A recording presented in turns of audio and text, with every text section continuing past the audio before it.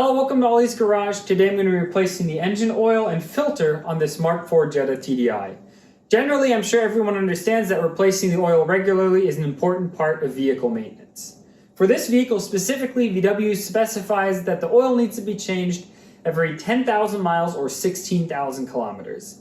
I personally usually replace the oil about every 8,000 miles or so. For this repair, you're going to need an oil filter, some oil, generally 5W40 is recommended for these vehicles, a crush washer, 19mm socket torque wrench, and finally, I really recommend getting one of these oil filter wrenches. These are extremely convenient and make the job really easy. As always, I will list part numbers in the description and include some links as well. Before you begin the oil change, make sure that you've run your engine just for a few minutes to make it warm. You don't want to make it too hot, otherwise you can risk burning yourself.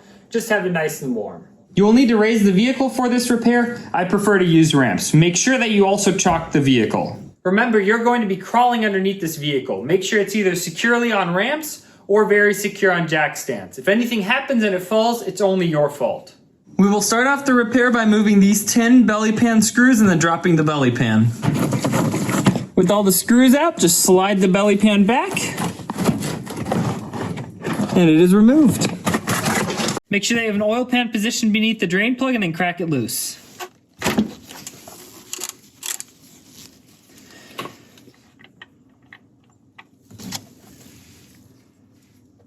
With the drain plug removed, you can clean it. I've got the magnetic type here. You can see there's just a little bit of gunk that's collected, and that's what you want to see. If you have big metal shards or something, then you know that you have bigger problems going on with your engine.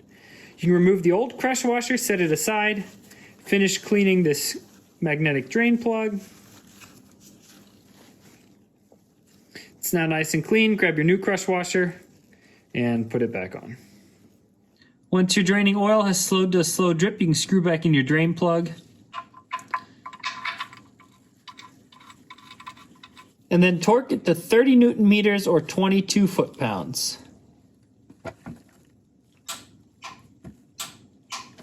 This drain bolt goes into an aluminum oil pan. Therefore, I always use a torque wrench to make sure that I don't over-torque it.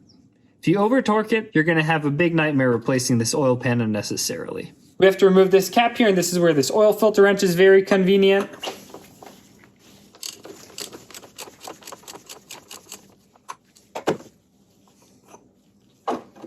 Make sure you have a paper towel handy.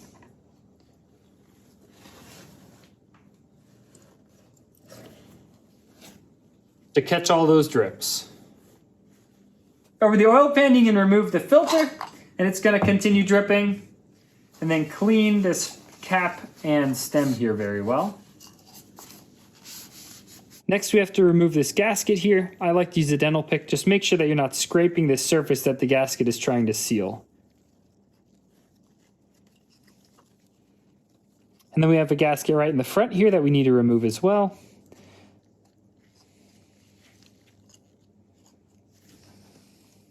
Your new oil filter should come with these two gaskets.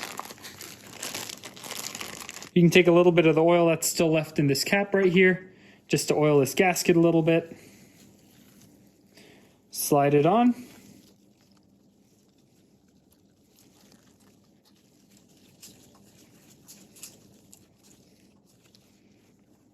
Do the same for this little one. Grease it a little bit and then slide it into place.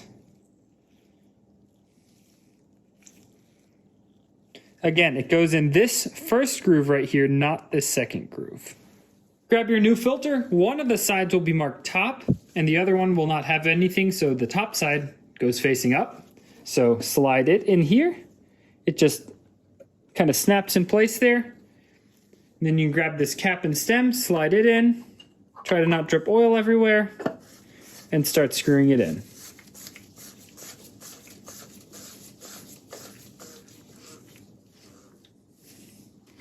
The torque spec for this is really easy. It's written on the cap, 25 Newton meters.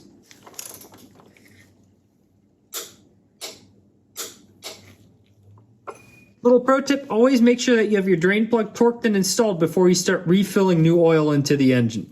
You don't accidentally want to start filling in new oil and having it drain out. We can grab our oil, open it up,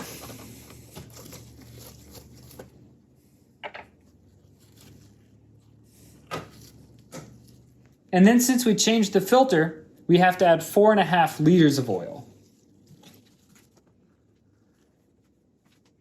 Try not to get too much on the side, and then just be patient. Clean up any mess that you might have made. And clean off this filling area as well so that we don't get any dirt inside the engine when we put the cap back on. Wipe down the cap and replace it. Now that I've added 4.5 liters of oil, I'm going to start the engine and let it run for a few minutes. And I think it goes without saying, but if you're going to start your vehicle in the garage, make sure that the garage door is open. After you let it run for a few minutes, make sure that your drain plug and your filter aren't leaking. Reattach your belly pan and these 10 belly pan screws. You don't need to make them too tight. They're just a screw going into a small little metal clip. Just snug. I've got the vehicle off ramps, and I'm going to do one final oil level check. Always wipe it first. And I've got it filled all the way to the top here, and that is perfectly fine.